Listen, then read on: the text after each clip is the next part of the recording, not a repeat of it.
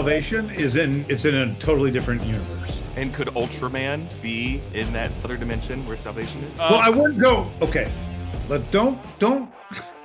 Welcome back to New Rockstars. I'm Erik Voss, and I had an opportunity to chat with James Gunn himself, head of DC Studios and director of Superman and its upcoming sequel, Man of Tomorrow, and of course the creator of the Peacemaker series. We talked about Gunn's plans for DC Studios' future, whether Planet Salvation is or is not leading to Darkseid, what Man of Tomorrow will really be about, and how DC will differentiate itself from Marvel Studios, and various other topics coming out of Peacemaker Season 2. And what was really fun about this interview is I got to be joined on this call with Ryan Arey from Screen Crush and Heather Antos. They are the best. I love them. And you can actually watch another version of this group discussion with Ryan and Heather sharing more of their thoughts on the Screen Crush channel. But in this New Rockstars video, I'm going to share our group conversation with James, and then I'm going to close out at the end of this video with just my takeaways of where the DCU is headed based on what we learned from James Gunn. So enjoy this interview with head of DC Studios, James Gunn. Should we go ahead and get started? Do it. If you guys don't mind, I have a quick question for James that I feel like might be on you guys' minds too. James, with Peacemaker's finale, spoiler warning for the Peacemaker finale, we're really seeing your first foray into the DC multiverse,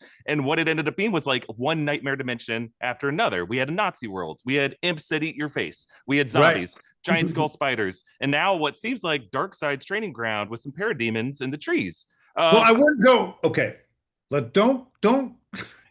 I almost tried to catch you there. Don't expect too much. I mean, I think it's like, don't expect that to be exactly what it is. Like I said, I like, I was just saying to somebody, so when I read Salvation Run, I really liked the idea of Salvation Run. I liked the idea of supervillains building a society in this other dimension. And I liked the way that it was a very practical way that Amanda Waller and Rick Flag Jr. in that instance were trying to deal with the problem of metahumans who continuously escape from prison in a way that I think a fed up government might.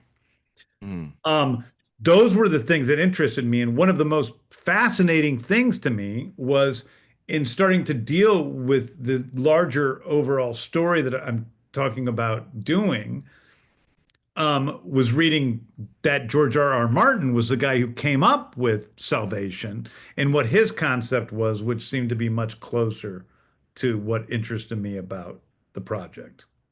So nothing yet as to whether this training ground or this planet may be a Darkseid connection. That's right. That's right. Okay. Are you sure?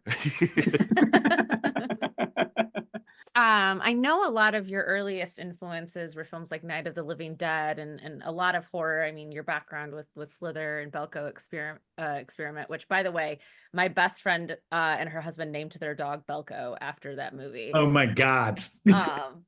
So it's their favorite film. But wow. I would love to know how your background with horror influences your work in the DCU. Well, here's the truth. I think my love of horror comes from a love of monsters. So when I was a little kid, I loved like the universal horror movies like Frankenstein and the Werewolf. But a lot of this was really out of falling in love with the other, the monster, the strange, the disfigured, the unusual, the oddball, And so I think that finding my way into horror as an adult was a way of expressing that. And in DC, it actually gets more to the point of what I really love, which are horror elements I really like. I like the horror elements, but I'm a much bigger monster fan than I am a horror fan. And the truth is, so many of the characters from King Shark to Weasel to whomever they're monsters. And that's what I really am most interested in. Kind of to that point, you did something interesting in Salvation. You specifically mentioned metahumans are getting sent there and not just villains. So I guess my question is that intentional? And if that was not intentional. I think that we see in episode 8, Rick Flag's intention is 100% to send metahuman villains to Salvation. That's his intention. Got it. Okay, so go ahead. Yeah, that's it. I mean, that's his intention. Okay. And also, of course, it's a nice backdoor for him to screw over the guy that killed his son. Yeah. it's interesting to hear you talk about how that book is about them building a society, and especially the Joker versus Luthor stuff. I mean, two absolute polar opposites. I guess how are you going to be seeding this throughout other projects? Like, are we going to see more villains sent there? Are we going to see them on Salvation forming the society? I think I really like it's. I want to give you answers, but like, so it's like, it's not about, I mean, it really is about, you got to remember the first and foremost thing is that I'm building a world, okay? Right. And in that world, an aspect of that world is now obviously Argus, who are in charge of metahuman activities, have taken it upon themselves to start sending metahuman prisoners to salvation. That's the plan, at least. And then we'll have to see how that affects and touches everything else.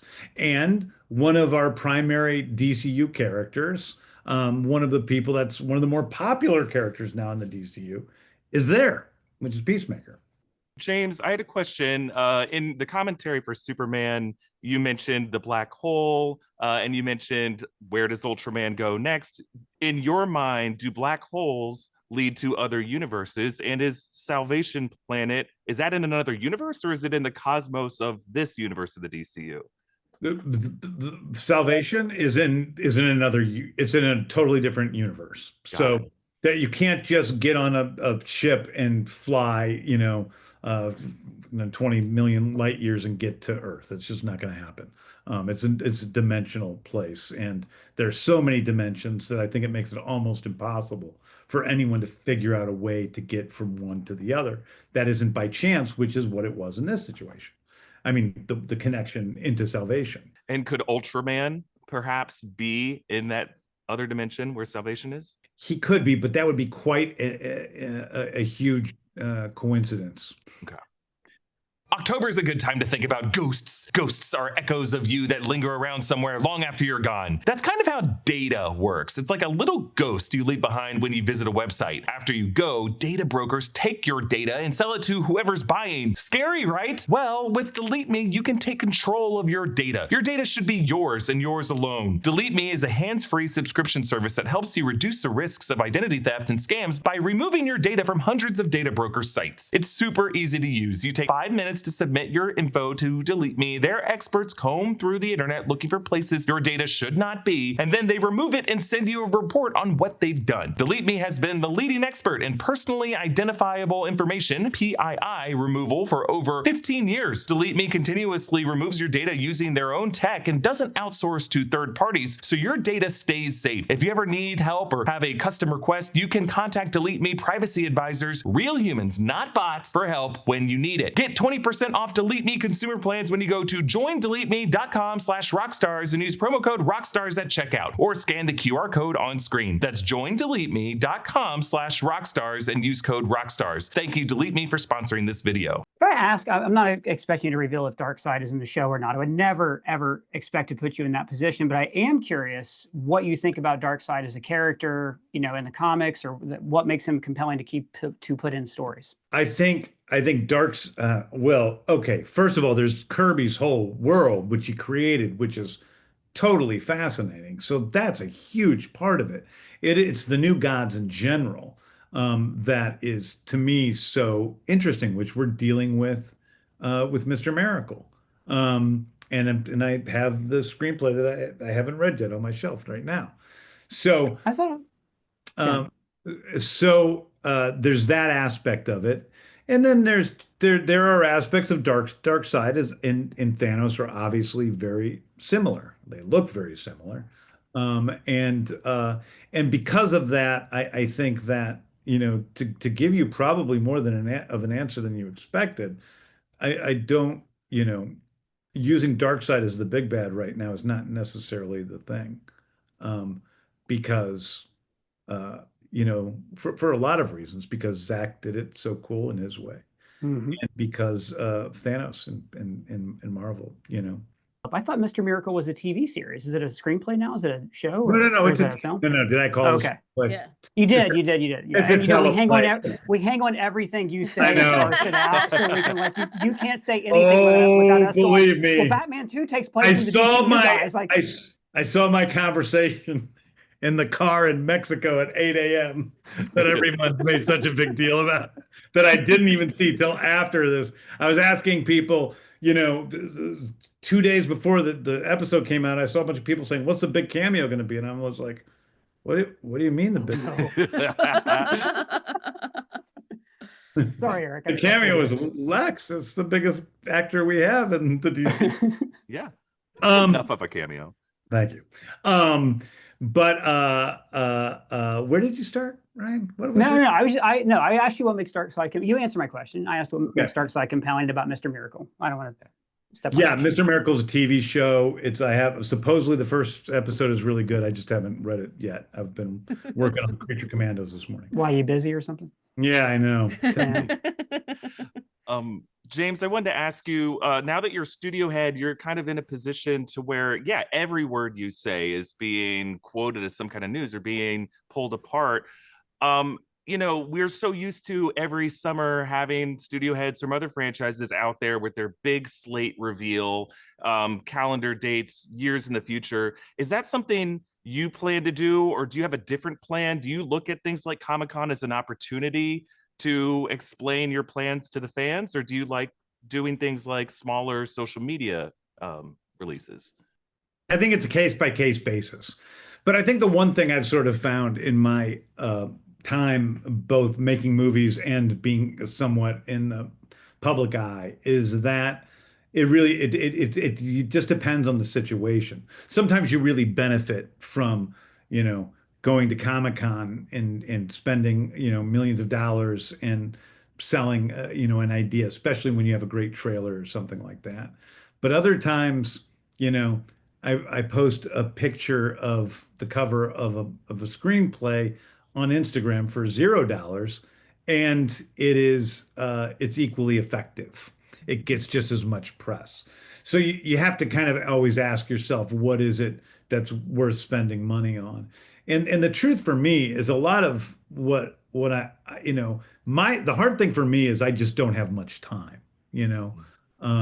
So, like, to be completely honest, I really appreciate what you guys have done with the show and everything. I appreciate your shows. I think they're fun to watch, whether about my stuff or something else.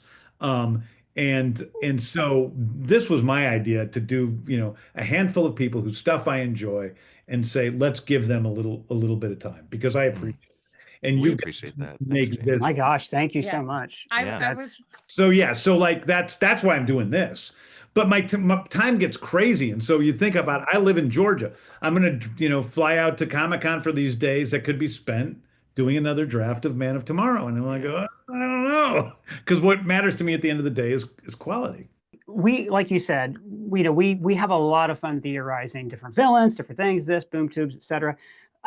One thing that really surprised me and that I loved about this season of Peacemaker is it seems like, used to the TV we're used to, where the heroes discover the evil dimension, they liberate the dimension, they get to leave, everybody's happier because that's not the 11th Street kids. Yeah. And I loved that you completely subverted my expectation. Was there ever a point when you said, should they help the people? Should they stop the Nazis? Like, how did that come about, that angle? There was at one point, I think I mentioned this on our podcast, there was a point in which there was more of a story there which would be fun to tell. I just didn't have enough episodes to tell the story, and so but liberate the country.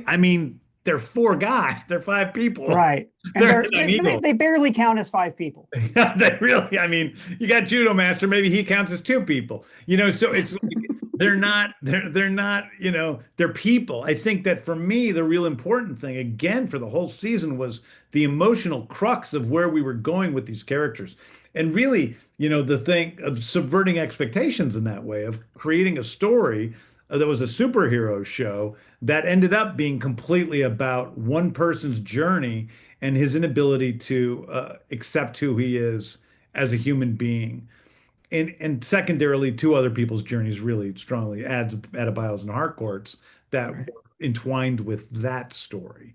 Um, that was what most interested me and was allowing the other stuff to take a background to background to that. But also, the stuff about the Nazi dimension was from a personal standpoint of it was about those characters. It was about Harcourt and Economos especially, who have been sort of tools of the system for a long time, who don't really haven't acted with much morality despite except for what they did at the end of the Suicide Squad, sort of, protecting those guys.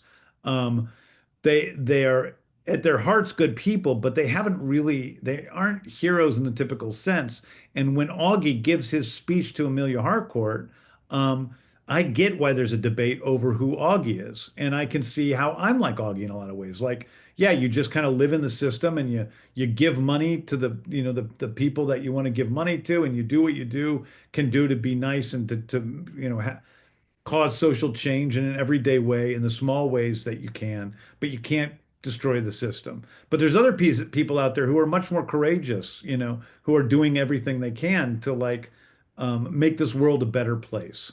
And I think that Harcourt especially, but also Economos, hear that speech and they realize that they are exactly the same as Augie. And I think their choice at the end of 8 is a choice to be something much more than that and to really put their asses and themselves on the line in the most drastic and extreme way possible. And that's what their story is for me. Beautifully said, but can GI Robot at least go into that dimension? We're done. It's the number one Please. thing. Believe me, I wanna say. if I knew how popular GI Robot was, you have to remember I wrote all this stuff at the same time. It was already finished from Creature Commandos, Superman Peacemaker was already done. And in fact, the next few things were already planned out by the time, I shot this stuff. I Right. know that GI Robot was going to become the sort of icon that he's become. But I know now, let me tell you, so we're dealing with him. Thank Hey you guys, so much. I'm being really sincere. I really do appreciate what you guys are doing. I can't believe how smart your stuff is, how fun it is to watch, and I really appreciate it. So thank you so much. Well, thanks for giving us Thank such a Yeah. cool Thanks. franchise to be able to pull apart, James. You're doing Yeah. amazing work. Yeah, Thank you you. so much, James. Bye bye.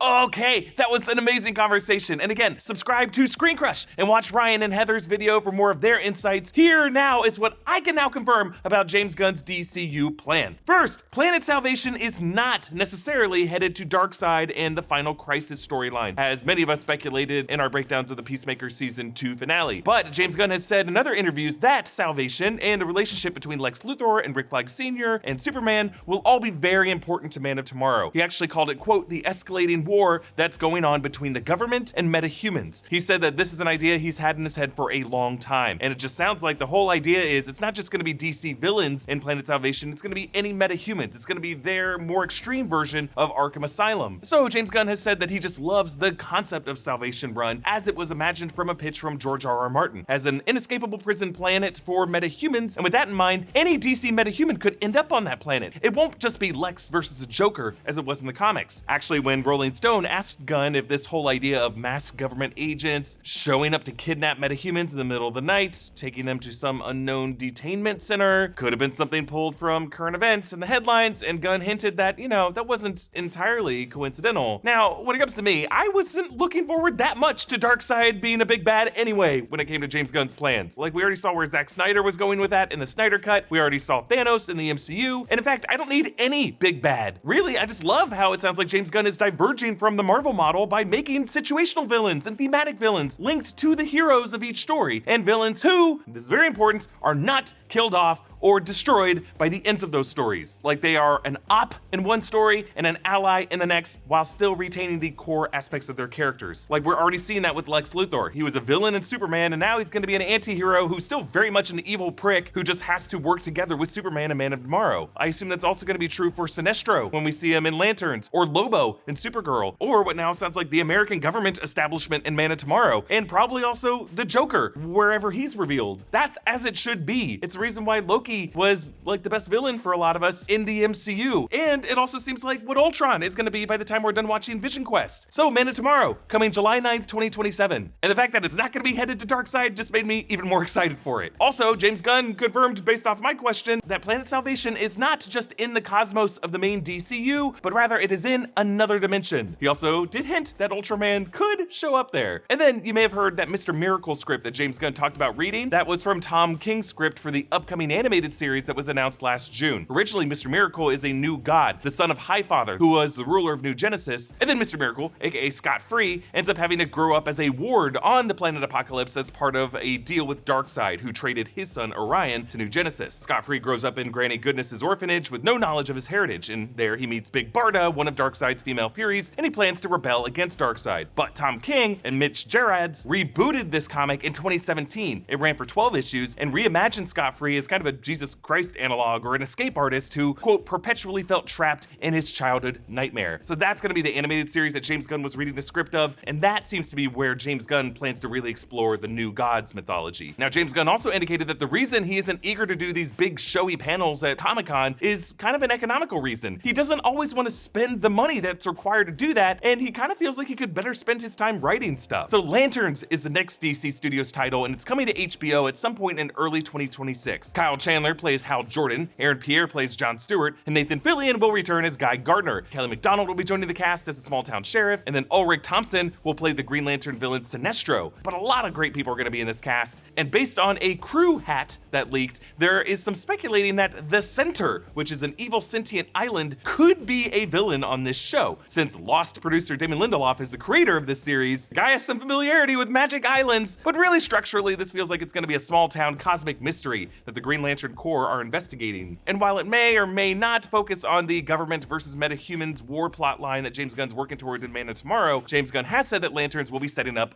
other things. Supergirl is the next DC Studios movie. It's coming to theaters on June 26, 2026, directed by Craig Gillespie and written by Anna Nogueira. Millie Alcock will be returning as Superman's cousin, Kara Zor-El, along with Krypto. James Gunn has described it as a similar cosmic adventure to his Guardians of the Galaxy movies, and I'm assuming similar to that film, it sounds like most of it will take place off of Earth. Tom King is actually another comic reference point for James Gunn here. Really, it was his 2021-2022 Supergirl Woman of Tomorrow run that Nogueira pulled a lot of this story from. Clayface is coming September 11th, 2026. The Gotham City that's getting established in the Liverpool set area is filled with newspapers and graffiti that reference things like the Joker cult and the Flying Graysons. There's also a subway map that shows all the established geography of Gotham City in the DCU, including Wayne Manor getting its own train stop. So that's really everything we've learned about James Gunn's upcoming plan for the DC universe. Still no news yet on who the Batman of this universe is going to be, but James Gunn has said that pretty much everyone wants to play this character. He did start following Aaron Taylor Johnson on social media. Who knows what that means? Big thanks to James Gunn and everyone who set up this interview, and of course a big thanks to Ryan and Heather for also asking some great questions. Again, go watch the Screen Crush video, subscribe to all the channels on the New Rockstars Network for breakdowns and news coverage of everything you love. I'll see you next time. Bye, everybody.